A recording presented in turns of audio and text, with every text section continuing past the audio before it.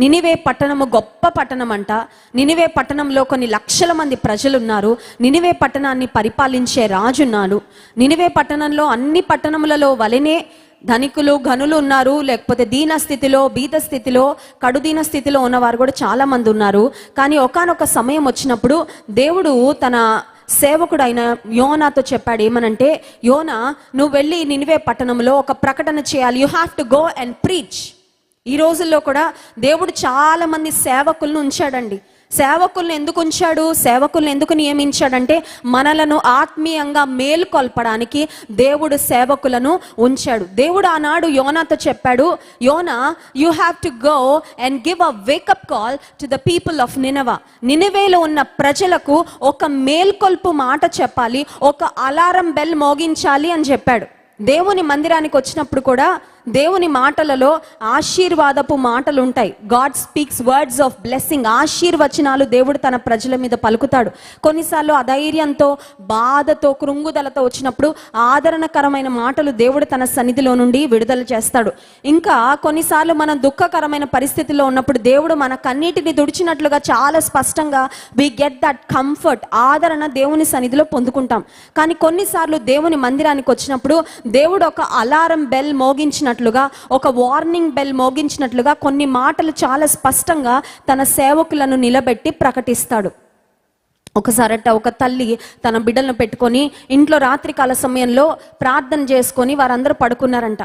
పడుకున్న తర్వాత ఆమె అఫ్కోర్స్ మనందరిలాగానే, దేవా ఈ రాత్రంతా మమ్మల్ని కాపాడు, భద్రపరచు, నీ దూతల కాపుదల మా ఇంటికి ఉంచు, నా బిడ్డలకు ఉంచు, నా భర్త దూర ప్రాంతంలో ఉన్నాడు, అతనితో కూడా నీ సన్నిధి తోడుగా ఉంచని చక్కగా ప్రార్థన చేసుకొని పడుకుంది. ప్రార్థన చేసుకొని పడుకున్న తర్వాత కాసేపటికి ఆమెకు దేవుడు ఒక మేల్కొల్పు మాట పలుకుతున్నట్లుగా ఆమెకు వినపడిందంట. నిద్రలోనే ఉంది కానీ ఆమెను ఎవరో వచ్చి మేల్కొల్పుతున్నాడు. She heard that someone was waking her up. చూడండి, నిద్రలో కొన్నిసార్లు మనల్ని ఎవరైనా లేపితే మనకు కోపం వస్తుంది కదండి. ఎవరికైనా అనుభవం వచ్చిందా? నిద్రలో ఎవరైనా లేపారనుకోండి, ఇంకా నేనే దొరికానా, ఇప్పుడు ఇంత డిస్టర్బెన్స్ అవసరమా, ఇప్పుడే ప్రశాంతంగా పడుకుంటే లేపాలా అని చాలాసార్లు కొంతమందికి విసుగుదల వస్తుంది, కోపం వస్తుంది. ఈ స్త్రీకి ఎవరో లేపుతున్నట్లు అనిపిస్తుంది కానీ she could not recognize the voice. ఎవరి స్వరమో ఆమె గుర్తుపట్టలేకపోతుంది. నువ్వు లే, నీవు లే అని ఒక మాట వినపడుతూ ఉంటే సరే అని లేచి కూర్చుంది. ఈమె చక్కని రక్షణ పొందిన ప్రార్థన పరురాలైన తల్లి లేచి కూర్చోగానే దేవుడు ఇంకొక ప్రేరేపణ ఇస్తున్నాడు. Go to the kitchen. మీ ఇంట్లో కిచెన్ రూమ్లోకి ఒకసారి వెళ్ళు అని. దేవుడు ఏం చెప్పాడో అది చేసిందండి ఆ తల్లి. అర్ధరాత్రి సమయంలో లేచింది, కిచెన్ రూమ్లోకి వెళ్ళింది. కిచెన్ రూమ్లోకి వెళ్ళగానే ఆమెకు అర్థమైంది, ఆ కిచెన్లో ఉన్న సిలిండర్లో నుండి చిన్నగా గ్యాస్ సిలిండర్లో నుండి ఆ లీకేజ్ ప్రారంభమైందని ఆమెకు అర్థమైంది. వెంటనే ఆమె సిలిండర్ కట్టేసింది. ఇంట్లో ఉన్న కిటికీలు, తలుపులు కూడా కాసేపు తెరిచి అవంతా బయటకు వెళ్ళిపోయిన తర్వాత తలుపులన్నీ వేసి వెంటనే మోకాళ్ళు వేసి దేవుని స్తుతించి ఆరాధించింది. ప్రభువా, ఒక పెద్ద యాక్సిడెంట్ ఈ రాత్రికాల సమయంలో మా ఇంట్లో జరిగి ఉండాల్సింది. ఆ గ్యాస్ అంతా లీక్ అయిపోయింది. ఉదయకాల సమయంలో ఒకవేళ నేను నిద్రలో వెళ్ళి స్టవ్ వెలిగించుంటే, ఒకవేళ ఈ కరెంట్ ఒకవేళ ఏదైనా అంటుకొని ఉండుంటే ఇల్లంతా నాశనం అయిపోయేది, నేను నా బిడ్డలు సజీవ దహనం అయిపోయేవారం. But thank you for giving me that wake up call. నన్ను మేల్కొల్పడానికి నువ్వు నన్ను లేపావయ్యా, నువ్వు నాతో మాట్లాడావయ్యా. అర్ధరాత్రి సమయంలో కూడా నన్ను లేపావు ప్రభా, నీకు స్తోత్రాలని ఆ తల్లి అర్ధరాత్రి సమయంలో దేవుని స్తుతించి తిరిగి పండుకుందంటే. ఎందుకు ఈ మాట చెప్తున్నానంటే, కొన్నిసార్లు దేవుడు అలారం బెల్ మోగిస్తాడండి. అలారం ఎవరి కొరకు అంటే మన కొరకే. అలారంకి ఎవరు రెస్పాండ్ అవ్వాలి?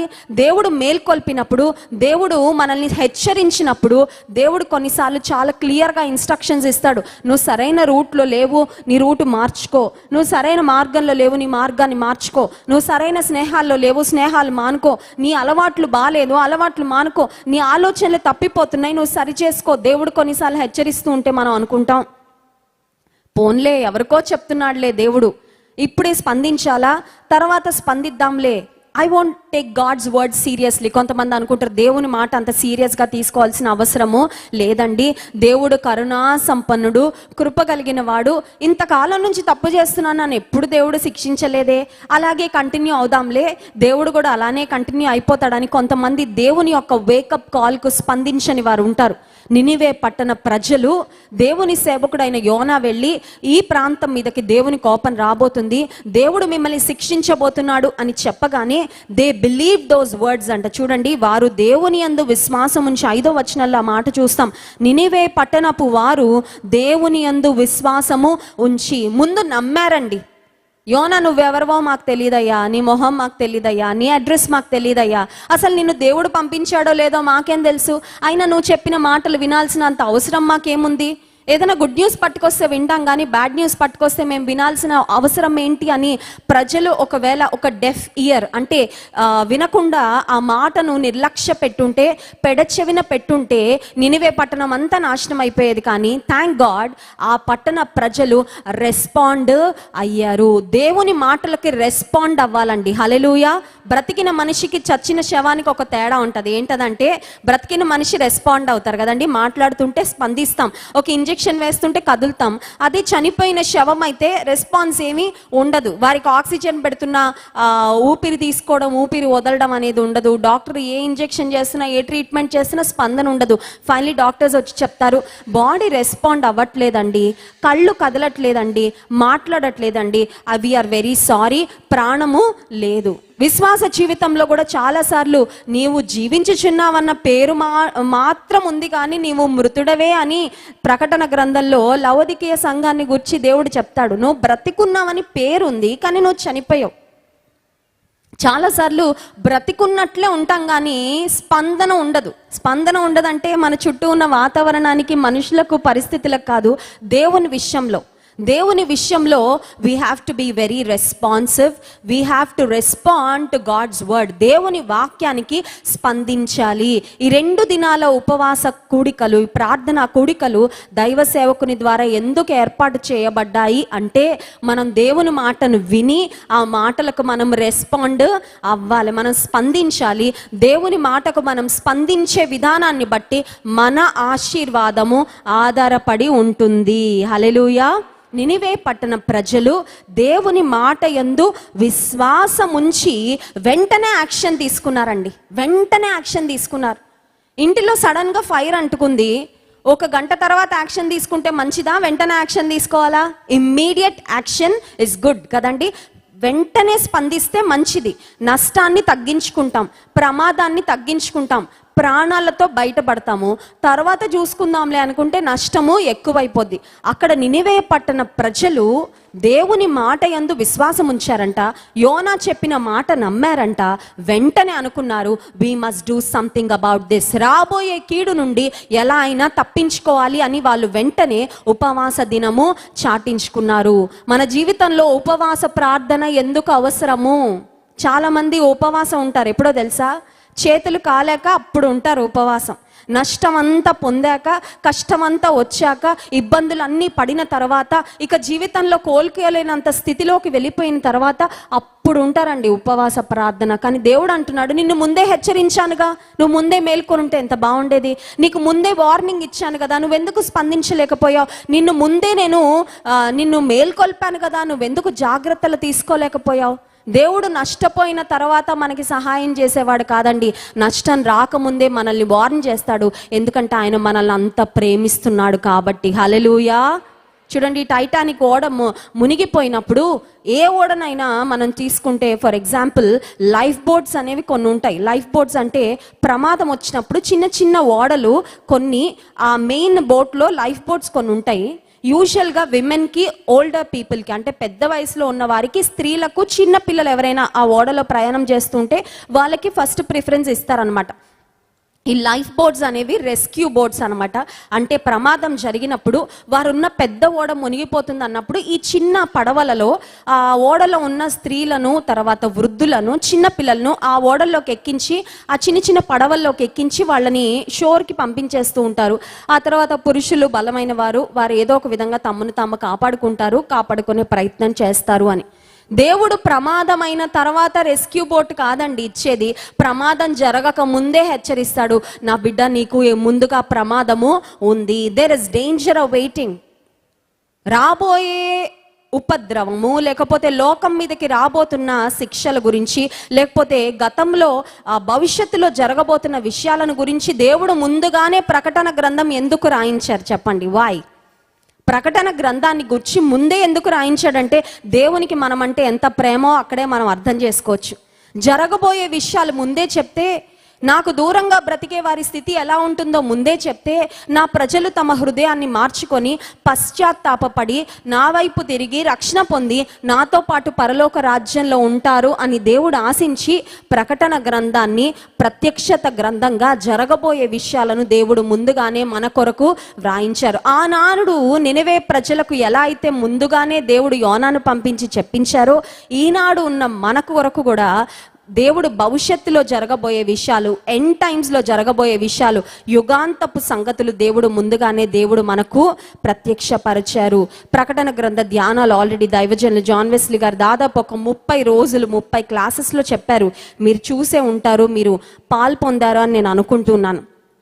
దేవుని ప్రజ లేకపోతే దేవుని సేవకుడుగా ఉన్న యోనా ఎప్పుడైతే నినివే పట్టణానికి వెళ్ళాడో, వారు ఏం చేశారంటే చూడండి 5వ వచనంలో, నినివే పట్టణపు వారు దేవుని యందు విశ్వాసముంచి ఉపవాస దినము చాటించి ఘనులేమి అల్పులేమి అందరూ గోనె పట్ట కట్టుకొనిరి. Why sock cloth? గోనె పట్ట ఎందుకు?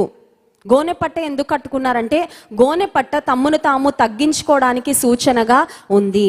దేవుని దగ్గర క్షమాపణ కోరుకోవడానికి వచ్చే ఎవరైనా సరే, they have to come with a humble heart. దేవునికి ఇష్టమైన వారు ఎవరంటే దీనులండి. దేవునికి ఇష్టంగా మనం ఉండాలని ఆశపడితే మనలో ఉండవలసిన ఒక ప్రాముఖ్యమైన లక్షణం ఏంటంటే దీనత్వం. Do you know that you can attract God with your humility? నీకున్న అందంతో నువ్వు దేవుని ఆకర్షించుకోలేవు, నీకున్న ధనంతో నువ్వు దేవుని ఆకర్షించుకోలేవు, నీకున్న గోల్డ్ మెడల్స్తో, అవార్డ్స్తో, రివార్డ్స్తో నువ్వు దేవుని ఆకర్షించలేవు, కానీ నీకున్న దీనత్వంతో దేవుని ఆకర్షించగలవు. నీకు అది తెలుసా? దీనత్వమును కలిగి ఉండడానికి ప్రతి ఒక్కరూ ప్రయాసపడాలండి. ఇట్స్ నాట్ ఈజీ, తెలుసా? తగ్గించుకోవడం చాలా కష్టం అండి, అవునా కాదా? హెచ్చించుకోవడం చాలా ఈజీ, గొప్పగా ఫీల్ అయిపోవడం చాలా ఈజీ, అందరినీ మనకంటే తక్కువైన వారుగా చూడడం చాలా ఈజీ, కానీ తగ్గించుకోవడం చాలా కష్టం. కానీ అందుకే వాక్యంలో ఉంటుంది, నీకంటే ఎదుటి వారిని నువ్వు ఘనంగా ఎంచాలంట. Loving one another, bearing with one another, treating each other with respect. నీలో తగ్గింపు స్వభావం ఉంటే ఎవరినైనా సరే నువ్వు ప్రేమించగలవు. హల్లెలూయా. నీలో తగ్గింపు స్వభావం ఉంటే నువ్వు ఎవరినైనా సరే నువ్వు క్షమించగలవు. ఆత్మీయ జీవితంలో చాలా స్పిరిచువల్ క్వాలిటీస్ హ్యూమిలిటీతో లింకప్ అయి ఉన్నాయండి. తగ్గింపుతో చాలా ఆత్మీయ లక్షణాలు లింకప్ అయ్యి ఉన్నాయి. యేసయ్య అన్నాడు, నేను దీన మనసు గలవాడను, నేను సాత్వికుడను, మీరు నా వద్ద నేర్చుకోండి. లెర్న్ ఫ్రమ్ మీ. నా వద్ద మీరు నేర్చుకోండి. తగ్గింపు అంటే ఏంటో తెలుసా? ఎవరైనా మన గురించి నీచంగా మాట్లాడినా కూడా జస్ట్ బీయింగ్ క్వైట్, మౌనంగా ఉండి పర్వాలేదులే మాట్లాడుకొని. నా ప్రభువునే ఎన్నో మాటలు అన్నారుగా, నన్ను మాటలంటే ఇదే అన్నా, I'm I facing something big? దేవుడు మన కొరకు ఎదుర్కొన్న అవమానాల కంటే మనం ఎదుర్కొనే అవమానాలు చాలా చాలా చిన్నవి. దేవుడు మన కొరకు పడిన మాటల కంటే మనం పడే మాటలు చాలా చిన్నవి. దేవుడు మన కొరకు పడిన శ్రమల కంటే మనం పడే శ్రమలు చాలా చిన్నవి. మొన్న ఆదివారము పార్వతమ్మ గారని ఒక ఆంటీ వచ్చి వారి సాక్ష్యాన్ని చెప్పారు. వారి తల్లి గారు గంగరాజమ్మ గారు, ఆమె ఆర్య వైశ్యస్ కుటుంబంలో నుండి వారు రక్షణ పొందారు. తన భర్త గారి ఇంటిలో నుండి ఆమెను బయటకు వెళ్ళనిచ్చేవారు కాదంటండి. వెళ్ళి సువార్త చెప్పాలంటే he would never allow her. నువ్వు వెళ్ళి ఆ తక్కువ కులం దేవుడి గురించి చెప్తున్నావు, అందరూ నన్ను వేరేలా చూస్తున్నారు, నువ్వు అసలు ఏంటి, నువ్వేనా మత ప్రచారకుల్లా లాగా ఫీల్ అవుతున్నావా? Why are you doing this? తన భర్త గారు తనను ఆపుతూ ఉంటే ఈమెకి పళ్ళన్నీ బాగానే ఉండేవంట, కానీ భర్తకు చెప్పేదంట పన్ను నొప్పి వస్తుందండి, పన్ను తీయించుకొని రావాలని చెప్పేదంట. భర్త చెకప్ చేయడు కదా, నోరు తెరిచి చూపించి ఎక్కడ ఉంది పన్ను, పాడైపోయిన పన్ను ఏదని అడగడు కదా. భర్త నమ్మేవాడు. సరే ఇంట్లోంచి బయటకు వెళ్ళి చాలా మంది ఇళ్లకు వెళ్ళి సువార్త చెప్పి వస్తా ఒక పన్ను బిగించుకొని వచ్చేదంటండి. హెల్దీ టూత్, అది మంచిగా ఉన్న పన్ను. డాక్టర్స్ అంటారు పళ్ళన్నీ తీసేస్తే మన ఫేస్ షేప్ అవుట్ అయిపోతుంది, తెలుసా అండి? డెంటిస్ట్కి బాగా తెలుసు ఇది. డెంటల్ డాక్టర్స్ని అడిగితే చెప్తారు, ఉన్న పన్నును ఎలాగో కలా ఉంచుకోండి అయ్యా బాబు, ఎందుకంటే అది తీసేస్తే మొహం అంతా షేప్ మారిపోద్ది, అసలు తీసుకోవద్దు అంటారు. చాలాసార్లు మన అందం కోల్పోవడానికి మనం ఇష్టపడం కదండి. చాలాసార్లు చిన్న త్యాగాలు చేయడానికి కూడా, అమ్మో నా అందం, నా ముఖం, నా బలం, నా ఆరోగ్యం అస్సలు కోల్పోను. కొంతమంది అనుకుంటారు ఉపవాసం చేస్తే ఆరోగ్యం పోతుందని. డాక్టర్స్ ఏం చెప్తున్నారు తెలుసా అండి? వారంలో ఒక రోజు ఉపవాసం చేస్తే it is the best way to detoxicate your body అంట. మన బాడీలో విషపూరితమైన పదార్థాలు ఉంటాయంట, టాక్సిన్స్ అంటారు వాటిని. డీటాక్స్ అంటే ఏంటంటే ఆ విషపూరితమైన పదార్థాలు బయటకు వెళ్ళిపోవడం. The best way to detoxicate the బాడీలో ఉన్న విష పదార్థాలు ఆహారం ద్వారా లేకపోతే ఇంకా వేరే వేరే సోర్సెస్ ద్వారా ఏవి లోపలికి వెళ్తున్నాయో వాటిని బయటకి ఫ్లష్ అవుట్ చేయాలంటే ఫాస్టింగ్ ఉండాలంట. చాలామంది జ్యూసెస్ తాగితే శరీరంలో ఉన్న వ్యర్థాలన్నీ బయటకు వచ్చేస్తాయి, లేకపోతే ఆరోగ్యం బాగుంటుందని ఇంకేవేవో చేస్తూ ఉంటారు. కానీ డాక్టర్స్ అంటారు just be on empty stomach, అంతే, ఏం తీసుకోవద్దు. అదే the best way to detoxicate. నేను అనుకుంటున్నాను ఉపవాసం ఉంటే కడుపుకి బాడీకి డీటాక్సిఫికేషన్ ఏమో, కానీ నువ్వు ఉపవాసం ఉంటే నీ ఆత్మకు కూడా డీటాక్సిఫికేషన్. హల్లెలూయా. నీ లోపల కొన్ని పాపాలు, కొన్ని విష పదార్థాలు నీకు మంచివి కానివి చాలా ఉంటాయి. ఉపవాస ప్రార్థనలో కడుపు కాలుతూ ఉంటే నువ్వు దేవుడి మీద ఫోకస్ పెట్టుకొని నిన్ను నీవు వంచుకుంటావండి. హల్లెలూయా. కొన్నిసార్లు ఈ బాడీ అంటుంది నేను వంగనంటది. I don't want to humble myself. నేను తగ్గించుకోను. నేను ఏంటి అసలు, నా బ్యాక్గ్రౌండ్ ఏంటి, నేను ఏం చదివాను, నాకు ఎంత బ్యాంక్ బ్యాలెన్స్ ఉంది, నాకు ఎంత బంగారం ఉంది, నేను ఎంత సంపాదించాను, నాకు ఎంత పేరు ప్రఖ్యాతులు ఉన్నాయి. కొన్నిసార్లు ఈ శరీరం చాలా తన్ను తాను హెచ్చించుకుంటూ ఉంటుంది. ఉపవాస ప్రార్థనలో ఉన్నప్పుడు that is the time when we can bend. మోకాళ్ళే కాదు వంగడం, హృదయం కూడా వంగుతుందండి దేవుని సన్నిధిలో. హల్లెలూయా. నినివే పట్టణ ప్రజలకి యోనా ఉపవాసం ఉండమని చెప్పలేదండి. బట్ దే సెడ్, వాళ్ళకు వాళ్ళు చెప్పుకున్నారు ఏమని తెలుసా? దేవునికి విరోధంగా మేము చేసిన పాపానికి మేము ఉపవాసం ఉండి ప్రార్థన చేస్తాము. That was a self realization, that was a repentance that came from within. లోపల నుండి వచ్చిన పశ్చాత్తాపం గొప్పదది. చాలాసార్లు పోలీసులకు దొంగలు దొరికితే వాళ్ళు ఏదైనా తప్పు పని చేసిన తర్వాత ఒరే సారీ చెప్పరా అంటే వాడు ఇష్టం లేకపోయినా సారీ చెప్తాడు కష్టంగా, ఎందుకంటే పోలీసుల కోసం, పోలీసుల లాఠీకి భయపడి. కానీ నిజమైన పశ్చాత్తాపం అంటే ఏంటో తెలుసా అండి? ఎవరో బలవంతం మీద దేవా నన్ను క్షమించు అని అడిగేది కాదు. పైన నోటితో ఏదో ఊరికే దేవా నన్ను క్షమించు నేను ఇలా చేశానని అడగడం కాదు. అ డీప్ రిపెంటెన్స్, హృదయ లోతుల్లో నుంచి, అంతరంగంలో నుండి వచ్చే ఒక తీవ్రమైన లోతైన పశ్చాత్తాపము. ఇంకొక మాట చెప్పమంటారా? దేవునికి దగ్గరగా ఉంటే చిన్న పాపం కూడా పెద్దగా కనబడుతుందండి మనకి.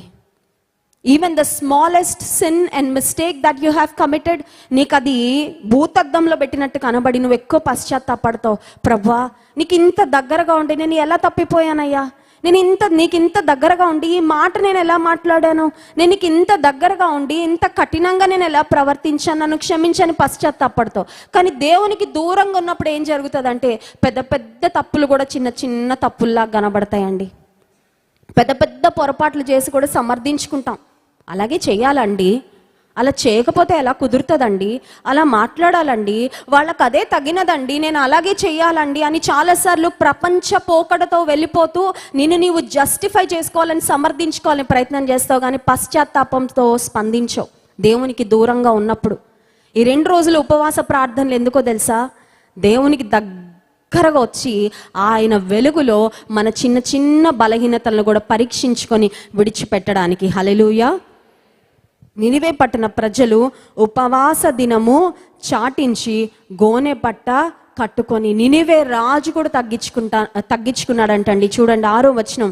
ఆ సంగతి నినివే రాజునకు వినపడినప్పుడు అతడును తన సింహాసనము మీద నుండి దిగి తన రాజవస్త్రములు తీసివేసి గోనె పట్ట కట్టుకొని బూడిదలో కూర్చుండెను. There is something to learn from the king of నినవా.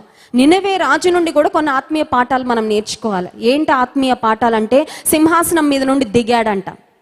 దేవుడు కొన్నిసార్లు అంటున్నాడు, నువ్వు ఎక్కి కూర్చున్నావు కొండ మీద, దిగు first, you first come down.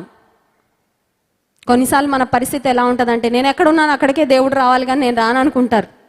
కొంతమంది అంటారు, దేవా నా ఇంట్లోకి వచ్చేయ్యా, నా ఇంటిని ఆశీర్వదించే, నా భర్తను ఆశీర్వదించే, నా బిడ్డలను ఆశీర్వదించే, అది చేయి ఇది చేయి అంటారు. నేను మాత్రం నీ మందిరానికి రానయ్యా, నువ్వు వచ్చే నా దగ్గరికి. తక్కువ వాళ్ళు గొప్ప వాళ్ళ దగ్గరికి వెళ్తారా, గొప్ప వాళ్ళు తక్కువ వాళ్ళ దగ్గరికి వస్తారా చెప్పాలి. తక్కువ వాళ్ళు గొప్ప వాళ్ళ దగ్గరికి వెళ్తారు. దేవుడు మన ఇంటికి రావడానికి మనం ఎవరం అండి? Who are we? మనం ఆయన మందిరానికి రావడానికి తాపత్రయపడి రావాలి, అప్పుడు వస్తాడు ఆయన. నా సన్నిధి నీకు తోడుగా వచ్చును అన్నాడు దేవుడు. హల్లెలూయా. నా సన్నిధి నీకు ముందుగా పంపిస్తాను, నా సన్నిధి దూతని నీకు ముందుగా పంపిస్తాను, నేను వస్తాను, నువ్వు రా నా దగ్గరికి.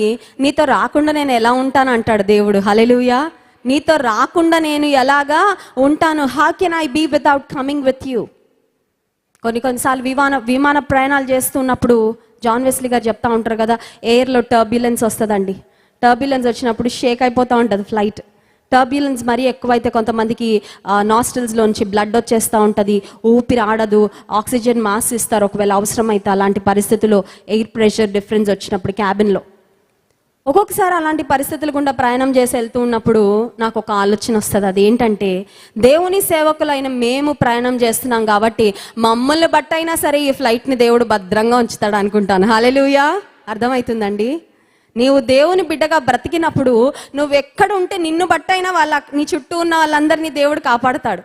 నిన్ను బట్టైనా నీ చుట్టూ ఉన్న వాళ్ళకి భద్రత ఇస్తాడు. నిన్ను బట్టి నీవు ఎక్కడుంటే అక్కడ ఆశీర్వాదము దేవుడు దయచేస్తాడు. Because of you, because of God's presence with you and God's presence in you. నీలో ఉన్న దేవుని సన్నిధిని బట్టి, నీతో ఉన్న దేవుని సన్నిధిని బట్టి నువ్వు ఎక్కడుంటే అక్కడ ఆశీర్వాదం పొంగి పొర్లి ప్రవహిస్తుంది. హల్లెలూయా.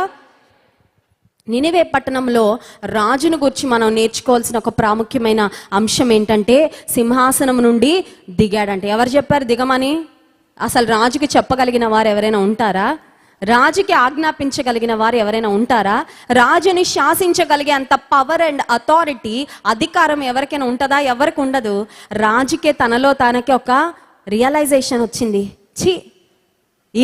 ఈ చిన్న ప్రాంతానికి రాజునేమో, కానీ పరలోకపు రాజుకి మా మీద కోపం వచ్చింది, ఆయనకు విరోధంగా మేము పాపం చేశాము, I will get down from this throne. ఈరోజు నీ జీవితంలో ఒక సింహాసనం లాగా నీకు ఏది ఉంది? Something that you hold on to very dearly. నువ్వు చాలా గట్టిగా ప్రేమగా కొన్నిటిని ఇంకా నేను వదలలేను అన్నట్టు పట్టుకొని ఉంటావు, అవునా కదా?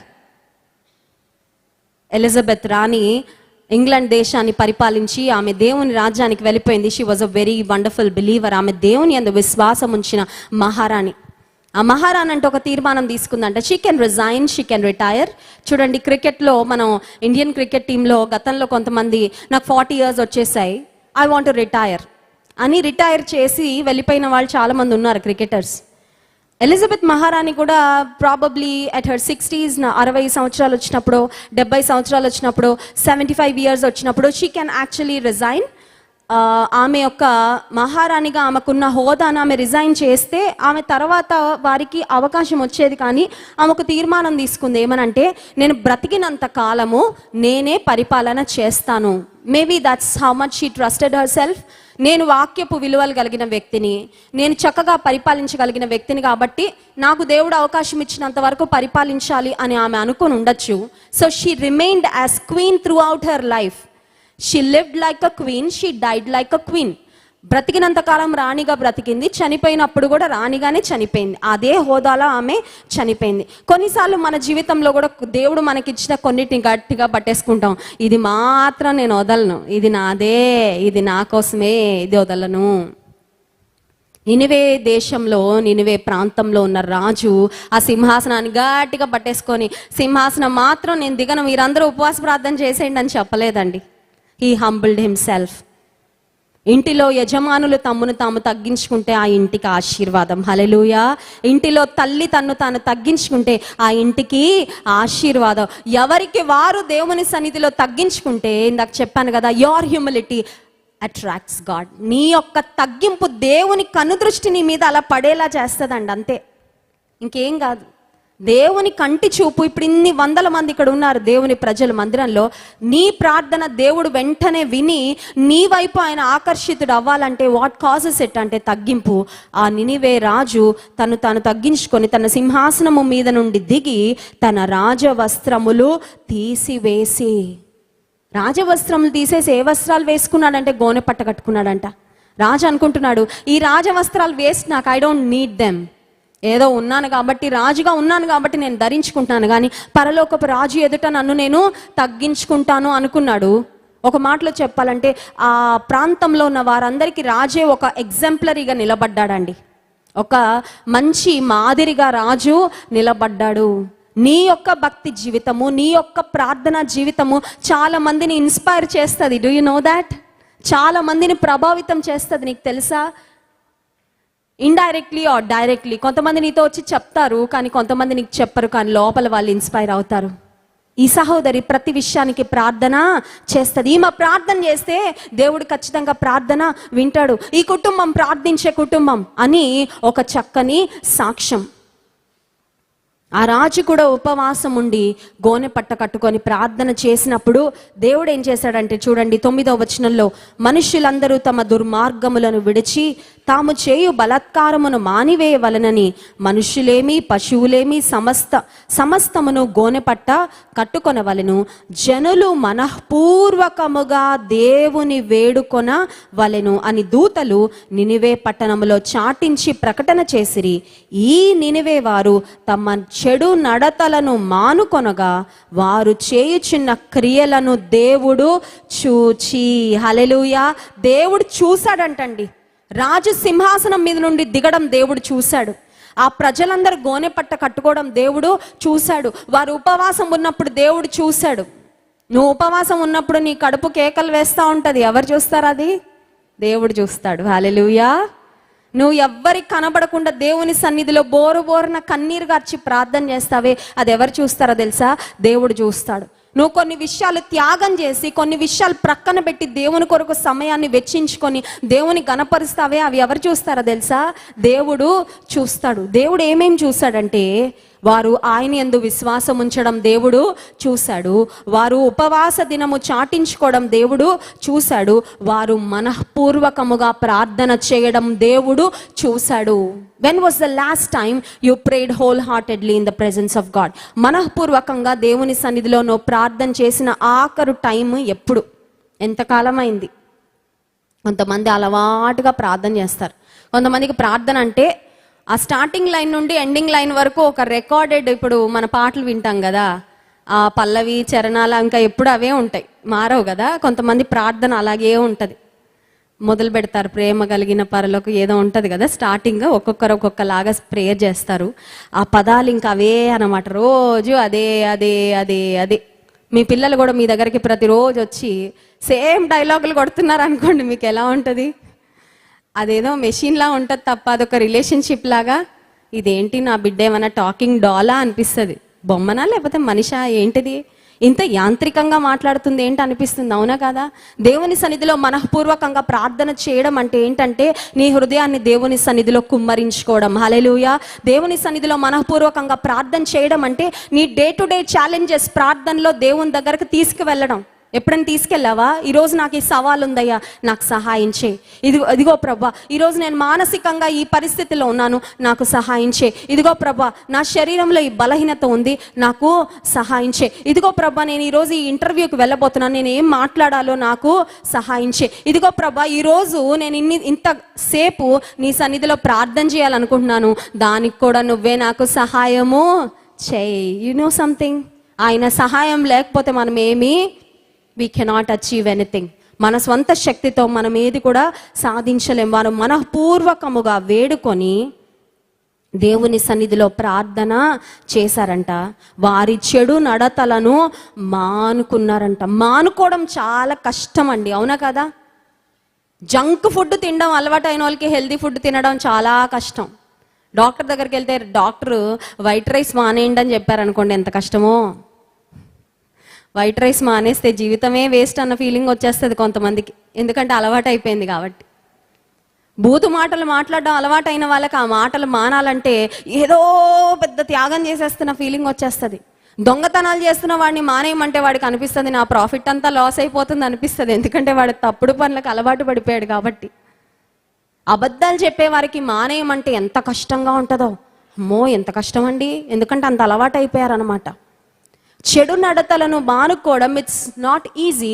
కానీ నినివే పట్టణ ప్రజలు అనుకున్నారు, దేవుని కోపం మా మీదకి రాకుండా ఉండాలంటే, దేవుని ఉగ్రత మేము రుచి చూడకుండా ఉండాలంటే మేము మా చెడు నడతలను మానుకుంటాము. వారికి వచ్చిందండి ఆ రియలైజేషన్. ప్రక్కవారు చెప్తే మనకు వచ్చే వెలిగింపు కొంతవరకు, కానీ మనకు ఆ రియలైజేషన్ వస్తే అది చాలా అద్భుతంగా ఉంటుంది. దేవుడు కూడా అదే అంటున్నాడు, మీ మనస్సు మారి నూతన మగుట వలన రూపాంతరము చెందుడి. Be transformed by the renewing of your mind. ఈ మైండ్ రెన్యూ అవ్వాలంట. ఎప్పుడెప్పుడు అవ్వాలంటే అనుదినం అవ్వాలి. హల్లెలూయా. You have to renew your mind every day. పోయిన సంవత్సరం రెన్యూ అయిందండి మైండ్, ఇంక ఇప్పటి వరకు అక్కర్లేదండి అంటే కుదరదండి. ఫోన్ చూడండి, రీఛార్జ్ బ్యాలెన్స్ అయిపోగానే రీఛార్జ్ చేసుకుంటాం కదా, రీఛార్జ్ చేసుకుంటాం, రెన్యూ అవుతూ ఉంటుంది.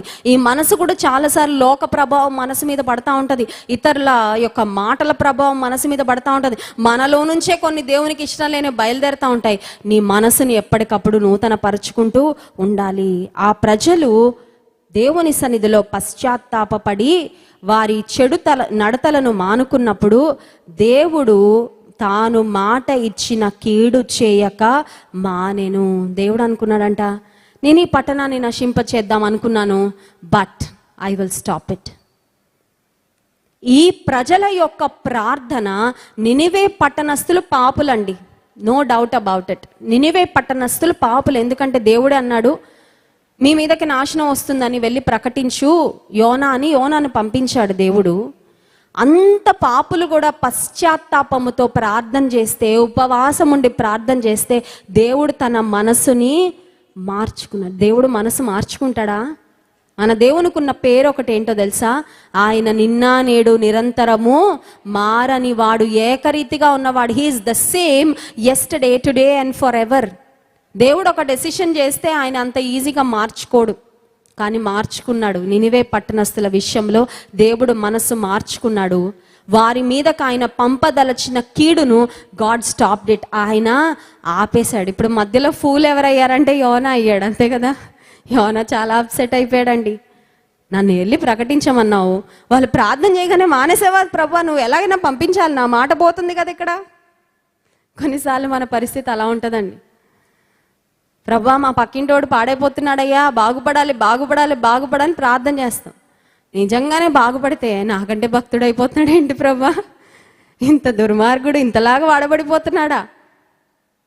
దేవుడు అంటాడు, నువ్వేగా చేసింది ప్రార్థన, నీ ప్రార్థన నేను విన్నాను, సంతోషించు. దేవుడి కార్యాలు జరుగుతున్నప్పుడు సంతోషించు, నీ మాట పోయిందని బాధపడకు. హల్లెలూయా. నినివే పట్టణస్థులను దేవుడు కనికరించాడు. ఎలా అంటే వారు ప్రార్థన చేసినప్పుడు. ఒక్క వచనం చూసుకొని మనం స్తుతి ఆరాధనలోకి వెళ్దాం. యోవేలు గ్రంథము 2వ అధ్యాయము 12వ వచనం చూడండి. యోవేలు గ్రంథము 2వ అధ్యాయము 12వ వచనం. ఇప్పుడైనను మీరు ఉపవాసం ఉండి కన్నీరు విడుచుచు దుఃఖించుచు మనఃపూర్వకముగా తిరిగి నా యొద్దకు రండి. 13వ వచనం. మీ దేవుడైన యెహోవా కరుణా వాత్సల్యములు గలవాడును శాంతమూర్తియు అత్యంత కృపగలవాడునయుండి తాను చేయనుద్దేశించిన కీడు చేయక పశ్చాత్తాపపడును గనుక మీ వస్త్రములను కాక మీ హృదయములను చింపుకొని ఆయన తట్టు. సరే, నినివే వాళ్ళందరూ గోనెపట్ట కట్టుకున్నారు కాబట్టి అమెజాన్లో గోనెపట్టలు ఆర్డర్ చేద్దామండి. ఇవాళ రేపు ఉపవాస ప్రార్థనలు ఉన్నాయి కదా, మనం కూడా మన size large, XL, double XL, small order చేసుకొని మనం కూడా గోనెపట్ట కట్టుకుందాం. అంటే దేవుడు అంటున్నాడు, వస్త్రాలు కాదు చింపుకోవాల్సింది, మీ హృదయాన్ని చింపుకోండి. మీ హృదయం చూస్తున్నా నేను, మీ హృదయ స్థితిని నేను చూస్తున్నా, మీ అంతరంగాన్ని చూస్తున్నా. బయటకి దీన మనసు కలిగినట్లు ప్రవర్తిస్తూ కూడా లోపల గర్వం కలిగి ఉంటే నేను అదే చూస్తా స్ట్రైట్, ఇంకా బయట ఏమీ చూడను. కొంతమంది బయటకి బాగా నటిస్తారు కదండి. Sometimes people just act just the opposite of who they are on the inside. లోపల ఏముందో కరెక్ట్ ఆపోజిట్ చూపిస్తారు. కత్తికి తేనె పూసినట్టు ఉంటాయంటే కొంతమంది మాటలు. పైకి చూస్తే తేనెలాగా స్వీట్గా ఉంటుంది, కానీ యాక్చువల్గా డ్యామేజ్ అయిపోతూ ఉంటుంది. దేవుడు అంతరంగాన్ని చూస్తాడు. దేవుడు అంటున్నాడు, మీరు మీ వస్త్రములను చింపుకోవద్దు, మీ హృదయాలను చింపుకోండి. హృదయాలను చింపుకుంటే దేవుడు ఏం చేస్తారంటే 18వ వచనంలో, అప్పుడు యెహోవా తన దేశమును బట్టి రోషము పూని తన జనుల ఎడల జాలి చేసుకొనును. ఈ మాట this is definitely an encouragement, చాలా ప్రోత్సాహకరమైన మాట. దేవుడు తన ప్రజలను బట్టి ఆయన రోషం తెచ్చుకుంటాడంట.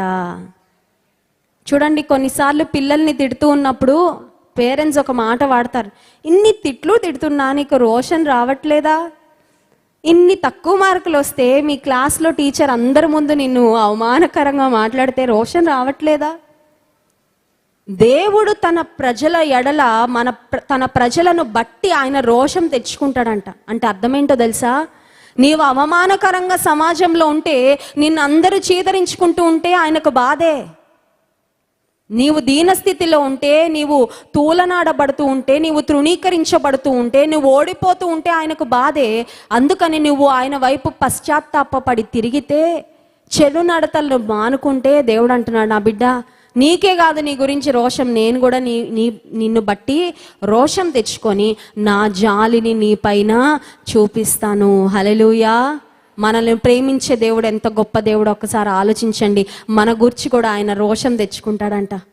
ఆయన ప్రజలు ఇబ్బందులలో ఉంటే ఆయన సంతోషించే దేవుడు కాదు. నువ్వు ఓడిపోతూ ఉంటే ఆయన సంతోషించే దేవుడు కాదు. నువ్వు అవమానకరమైన స్థితిలో ఉంటే నిన్ను చూసి ఆయన పోతే పోన్లే నువ్వు ఊరుకుంటే దేవుడు కాదు. ఆయన నిన్ను బట్టి రోషం తెచ్చుకుంటాడు. కానీ మనం ఏం చేయాలంటే ఆయన సన్నిధిలో హృదయాలు చింపుకొని ప్రార్థన చేయాలి. ఈ ఉదయకాల సమయంలో దేవుని సన్నిధిలో హృదయం చింపుకొని ప్రార్థన చేద్దాం. పశ్చాత్తాపడి ప్రార్థన చేద్దాం. మనఃపూర్వకంగా ప్రార్థన చేద్దాం. దేవుడు ఖచ్చితంగా మన ప్రార్థనలు వింటాడు.